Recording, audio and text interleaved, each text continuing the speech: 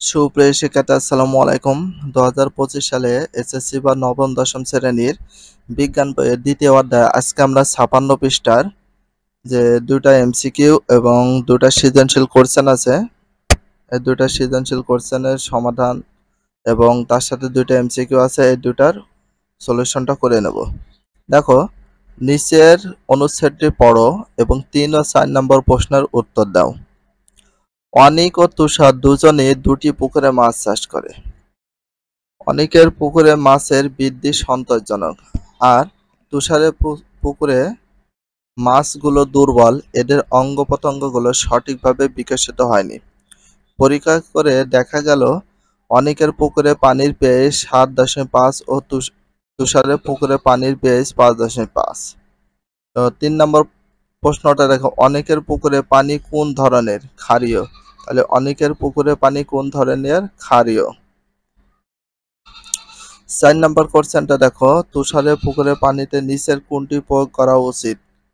ক্ষার। কোনটি? ক্ষার। এবার সৃজনশীল প্রশ্ন 1 নম্বরটা সমাধান করব। দেখো, সৃজনশীল প্রশ্ন 1, পাশের এর চিত্র দেখে প্রশ্নগুলো উত্তর দাও। পাশের যে চিত্র দেখছো এটা দেখে তোমাদের প্রশ্ন উত্তরটা দিতে হবে। তো উদ্দীপকের চিত্র দিয়েছে। তো ক নম্বর প্রশ্ন দেখো, পানিতে দ্রবীভূত কোন গ্যাসের সাথে গ্লুকোজ বিক্রিয়া করে?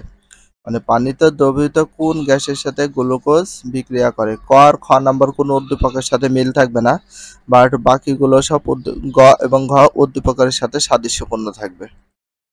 দেখো, বিজ্ঞান দ্বিতীয় অধ্যায় 1 নম্বর সৃজনশীল প্রশ্ন উত্তর। ক দেখো, পানিতে দ্রবীভূত অক্সিজেন গ্যাসের সাথে গ্লুকোজ বিক্রিয়া করে। তাহলে কিসের সাথে? অক্সিজেন গ্যাসের সাথে বিক্রিয়া করে। খ নাম্বার, পানির পুনরাবর্তন বলতে কি বোঝায়? খ নাম্বার দেখো, দিনের বেলা সূর্যের তাপে ভূপৃষ্ঠের পানি, সমুদ্র, নদ-নদী, খাল-বিলের পানি বাষ্পীভূত হয়ে বায়ুমণ্ডলে প্রবেশ করে এবং এক পর্যায়ে বাষ্প ঘনীভূত হয়ে প্রথমে মেঘ ও পরে তা বৃষ্টি আকারে ভূপৃষ্ঠে ফিরে আসে। এই বৃষ্টির পানির বড় একটি অংশ নদ-নদী, খাল-বিল ও সমুদ্রে গিয়ে পড়ে এবং আবার বাষ্পীভূত হয়ে বায়ুমণ্ডলে যায়, বৃষ্টি আকারে ভূপৃষ্ঠে ফিরে আসে। এভাবে পানির ভূপৃষ্ঠ থেকে বায়ুমণ্ডলে চক্রাকারে আবর্তনকে পানির পুনরাবর্তন বলে। এটা খ নম্বর প্রশ্ন উত্তর। এবার দেখি গ নম্বরটা দেখো, নদীটি কোন ধরনের নদীতে পরিণত হতে পারে ব্যাখ্যা করো। এখানে যে নদী দেখতে পাচ্ছি এটা কোন ধরনের নদীতে পরিণত হতে পারে ব্যাখ্যা করতে বলা হয়েছে। দেখো, গ নম্বর উত্তর, উদ্দীপকের চিত্র কলকারখানা জলযান হতে নির্গত বর্জ্য নদীতে নিক্ষেপ করতে দেখা যাচ্ছে। অনেকদিন ধরে নদীতে কলকারখানা ও জলযানের বর্জ্য নিক্ষেপ করা হলে নিম্নলিখিত সমস্যাগুলো হবে। 1 নাম্বার দেখো, শিল্প কারখানার বর্জ্য নদীর পানির সাথে মিশে পানির রং পরিবর্তন করে। 2 নাম্বার, শিল্প কারখানা বর্জ্য থাকা রাসায়নিক যৌগ যেমন ফসফরাস, সীসা, ইউরেনিয়াম, থেরিয়াম, সিজিয়াম ইত্যাদি নদীর জলজ উদ্ভিদ ও প্রাণীর মৃত্যুর কারণ হয়ে থাকে। 3 নাম্বার, শিল্প কারখানার বর্জ্য উপস্থিত ফসফেট নদীতে শ্যাওলা উদ্ভিদের বংশবৃদ্ধিতে সহায়তা করে। এই শ্যাওলা মারা যাওয়ার পর নদীর পানিতে দ্রবীভূত অক্সিজেনের সাথে বিক্রিয়া করে। এর ফলে পানিতে অক্সিজেনের পরিমাণ কমে যায়। এই অক্সিজেনের অভাবে মাছ সহ সকল প্রাণী মারা যায়। 4 নাম্বার, নদীতে চলাচলকারী জলযান হতে নির্গত তেল বর্জ্য নদীর পানির উপর ভাসতে থাকে, ফলে নদীর পানিতে অক্সিজেন দ্রবীভূত হতে পারে না। ফলে নদীতে অক্সিজেন স্বল্পতা দেখা যায়। তাই চিত্রে উল্লেখিত শিল্পের বর্জ্য এবং জলযান থেকে নির্গত বর্জ্যের কারণে নদীতে প্রাণের অস্তিত্ব ধীরে ধীরে হ্রাস পেতে থাকে এবং এক সময় তা মরা নদীতে পরিণত হতে পারে।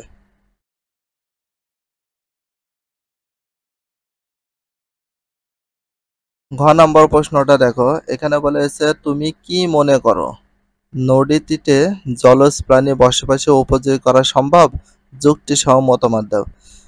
তুমি কি মনে করো নদীটিকে জলজ প্রাণী বসবাসের উপযোগী করা সম্ভব কিনা, যেটা এত পরিমাণ দূষিত হয়েছে জলজ প্রাণী বসবাসের উপযোগী হবে কিনা সেটা বলেছে। চলো আমরা শুরু করি। খ নাম্বার উত্তর, আমি মনে করি উদ্দীপকে উল্লেখিত নদীটিকে জলজ প্রাণী বসবাসের জন্য উপযোগী করা সম্ভব। এর জন্য যে সকল কারণে নদ নদীর পানি দূষিত হয় সে কারণগুলো নিয়ন্ত্রণ করতে হবে। শিল্প কারখানায় সৃষ্ট বর্জ্য পানি পরিশোধন করে তারপর নদীতে ফেলা শুরু করতে হবে। এ পরিশোধন কাজের জন্য দরকার বর্জ্য পরিশোধন ব্যবস্থা অর্থাৎ ETP, effluent treatment plant ETP. ETP কিভাবে তৈরি করা হবে তা নির্ভর করে কি ধরনের ক্ষতিকর পদার্থ বর্জ্য পানিতে বিদ্যমান তার উপর।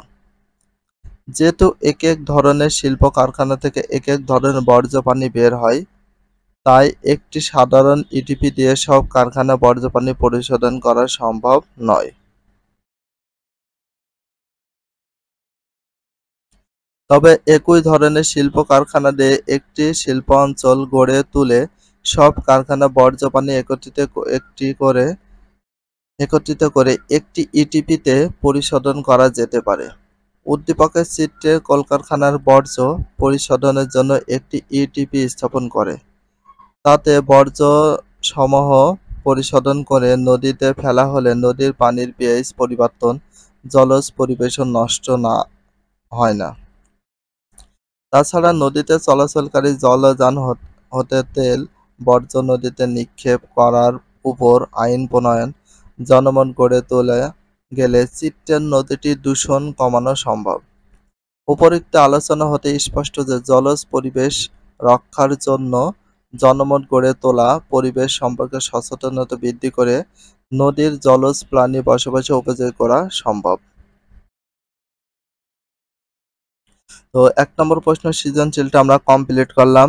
এবার আমরা ২ নম্বরটা দেখি কি বলা হয়েছে। ফার্স্টে আমরা উদ্দীপকটা পড়ব। জমিলা খাতুন বাড়ির পাশের পুকুরে ঘোলা পানিকে বিশেষ প্রক্রিয়ায় রান্নার উপযোগী করেন। অপরদিকে রতন সাহেব তার পানি বোতলজাতকরণ কারখানায়, ওষুধ তৈরির কারখানায় পানিকে জীবাণুমুক্ত বিশুদ্ধ করে ব্যবহার করেন। ক নাম্বার, পানির স্ফুটনাঙ্ক কাকে বলে? পানির স্ফুটনাঙ্ক কাকে বলে? ক এবং খ কোনো উদ্দীপকের সাথে মিল থাকবে না, সবসময় বলি। তো ২ নম্বর সৃজনশীল প্রশ্ন উত্তর। ক নম্বর উত্তর দেখো, নির্দিষ্ট বায়ুমণ্ডলের চাপে যে তাপমাত্রায় পানি বাষ্পে পরিণত হয় তাকে পানির স্ফুটনাঙ্ক বলে। তাহলে পানির স্ফুটনাঙ্ক বুঝতে পারলে। খ নাম্বার দেখো, জলজ উদ্ভিদ পানির স্রোতে ভেঙে যায় না কেন? জলজ উদ্ভিদ পানির যে স্রোত আছে সেটা ভেঙে যায় না কেন? খ নম্বর উত্তর, জলজ উদ্ভিদসমূহ সারা দেহের মাধ্যমে পানি সহ অন্যান্য প্রয়োজনীয় উপাদান বিশেষ করে খনিজ লবণ সংগ্রহ করে। এভাবে জলজ উদ্ভিদের সমগ্র দেহে পানির সংস্পর্শে থাকায় কাণ্ড ও অন্যান্য অঙ্গ-প্রত্যঙ্গ খুব নরম হয়, যা পানির স্রোত ও জলজ প্রাণীর চলাচলের সঙ্গে মানানসই। আর এ কারণে জলজ উদ্ভিদ পানির স্রোতে ভেঙে যায় না। কি কারণে ভেঙে যায় না সেটা দেখলে। গ নম্বর প্রশ্ন দেখো, জমিলা খাতুন পুকুরে পানিকে কিভাবে রান্নার উপযোগী করেন ব্যাখ্যা করো। কিভাবে? গ নম্বর উত্তর, জমিলা খাতুন পুকুরে পানিকে পরিস্রাবন ও স্ফুটন প্রক্রিয়ায় রান্নার উপযোগী করেন। পরিস্রাবন হলো তরল ও কঠিন পদার্থের মিশ্রণ হতে কঠিন পদার্থকে আলাদা করা একটা প্রক্রিয়া। এই প্রক্রিয়ার মাধ্যমে পানিতে বিদ্যমান অদ্রবণীয় ধুলাবালির কণা হতে শুরু করে নানা রকম ময়লা আবর্জনা কণা দূর করা হয়। এক্ষেত্রে তিনি বালিঘর স্তর বা ক্ষুদ্রভাবে তৈরি কাপড়ের মধ্য দিয়ে পানিকে প্রবাহিত করে। এতে করে পানিতে অদ্রবণীয় ময়লার কণাগুলো বালির স্তরে আটকে যায়। এভাবে প্রাপ্ত ধুলাবালি মুক্ত পানিকে আরও বিশুদ্ধকরণের জন্য তিনি স্ফুটনাঙ্ক শুরু হওয়ার পর ১৫ থেকে ২০ মিনিট ধরে পানিকে ফুটিয়ে জীবাণুমুক্ত করেন। এভাবেই জমিলা খাতুন পুকুরে পানিকে রান্নার জন্য উপযোগী করেন।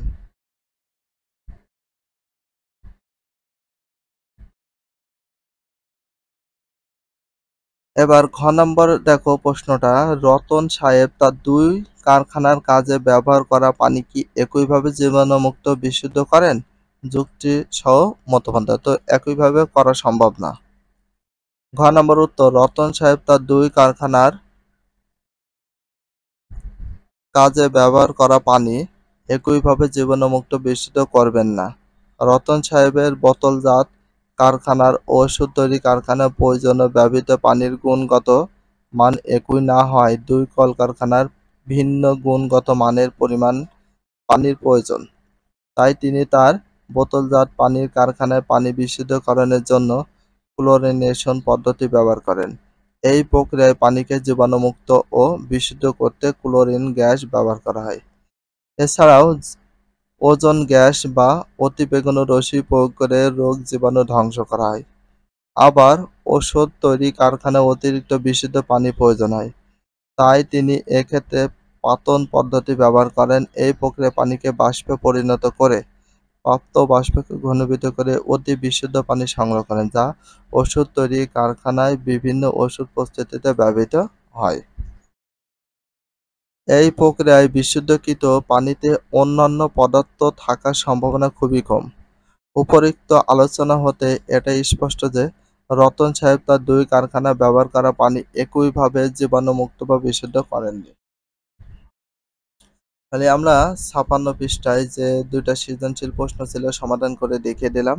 ভিডিওটি এখানে শেষ করছি। যদি ভিডিওটি ভালো লাগে চ্যানেলে সাবস্ক্রাইব করতে হলে ফলো করে দিও, তার সাথে একটা লাইক এবং একটা কমেন্ট করে দাও। নেক্সট ভিডিও পাওয়ার জন্য অবশ্যই বেল আইকনটা অল করে রাখো, যাতে নিউ ভিডিও আপলোডের সাথে সাথে সর্বপ্রথম তোমাদের কাছে নোটিফিকেশনটা পৌঁছে যায়। If you love this video please subscribe my channel, like, comment, share, hit the bell icon for getting next video.